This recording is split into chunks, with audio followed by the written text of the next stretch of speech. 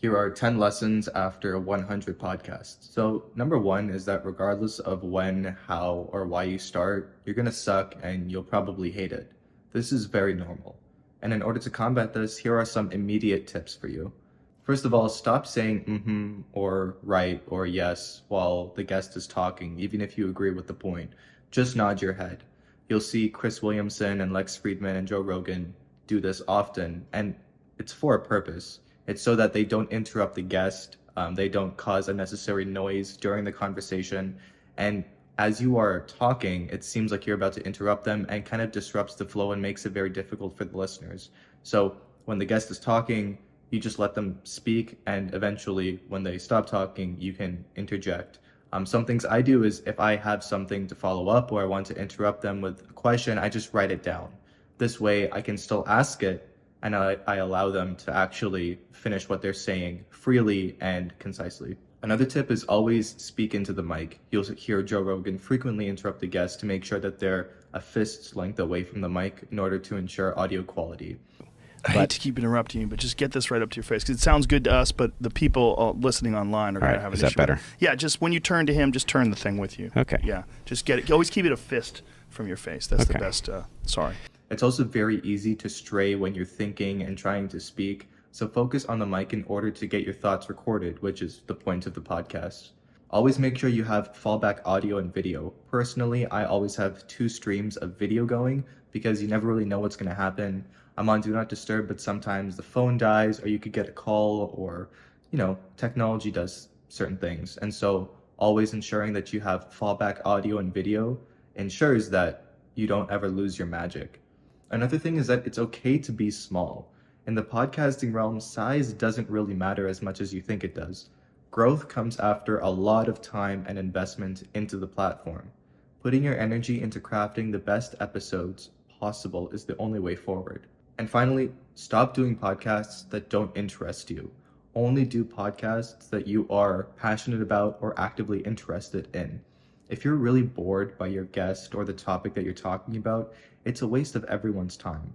And this is not me just saying this. I've done podcasts, and you can probably see the way I ask questions and the way I react to people that I really regret doing them, not because the guest was bad, but because I wasn't really interested. And it shows. The conversation is dull, it's uninteresting. You can see me not really care about asking the questions, not trying to follow up, not trying to make the conversation lively.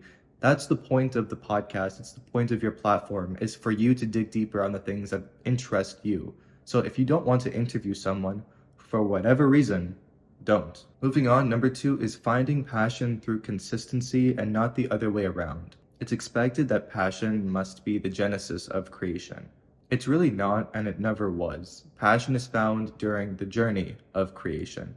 Put another way, passion comes after investment into the medium. Number 3 is don't create things that are not inspiring to you. Put in a question, why are you creating things or in ways that are not inspiring to you? For example, you don't sit through a Netflix show and get to season 3 hoping and praying that you'll eventually like it. But why do you just sit around then waiting for the creative spark to eventually find you? It doesn't work like that. You have to create in ways that motivate you, that keep you coming back. Whether that's long-form riffing or tight 5-minute clips, what works best for you will always be unique, and that's okay. That's really your advantage. If you're interested in how to find creativity or how to work with creativity, some books I recommend are The Creative Act by Rick Rubin, The Artist's Way by Julia Clarkson, and The War of Art by Stephen Pressfield.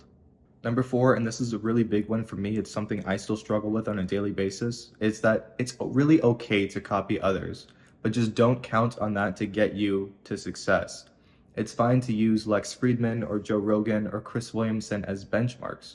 I did and really still do. We sometimes need people to use as standards and to show us the ropes.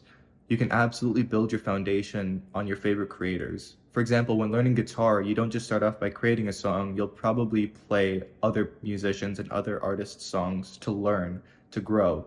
This is okay. It's not really copying, it's more like inspiration. But merely copying them and not going off on your own, breaking new ground, is a recipe for failure. They are successful because they found their own path. And so my advice to you would be, it's okay to copy others, but eventually you have to find your own path. Number 5, and this is totally opinionated, but don't read the comments, stop looking for feedback, all advice cancels out. Most of the comments are generative AI chatbots anyway, and if you don't believe me, look up the dead internet theory for proof. Further, even though you want to build your community, you really risk your mental health by reading every single comment from people who are potentially doing nothing with their lives and just looking to troll, looking to make you feel bad about yourself, about the work that you're doing. If you look at most hate comments profiles, it's just people who consume and consume and consume and leave comments because it's easy, because they feel like it, and because they have no personal relationship or investment into you. Their entire thing is to make you feel bad in order to make them feel good. It's truly a form of digital sadism. Kevin Hart put it best. Do you think that Michael Jordan leaves hate comments? Probably doesn't. Number 6 is that the proximity to greatness is significantly collapsed in this space. I believe Chris Williamson said that it takes around 1 to 3 podcasts or episodes to be better than 90% and 21 episodes to be better than 99%. So you can do it. Publishing merely 22 episodes puts you in the top 1%. This is really unheard of in any field, and it's a massive, under-exaggerated opportunity. You can continue growth, continue being successful by just putting out content. Number 7 is that the beginning is all about experimentation because no one is watching anyway. You can try solo, you can try a group setting, you can try just audio, you can experiment with video locations, you can try to be funny, put in bloopers, be creative, be raw, be you. There is no status quo yet or at all for podcasts. Some are 15 minutes long, like Matt Walker's Why We Sleep. Others are 8 hours long, like some of Lex Fridman's more recent episodes. Number 8 is that you are your greatest niche. No one else in the world has the unique perspectives and insights that you have. You are an N of 1 person. So use that to your advantage. Remember, podcasting is basically just a different kind of storytelling.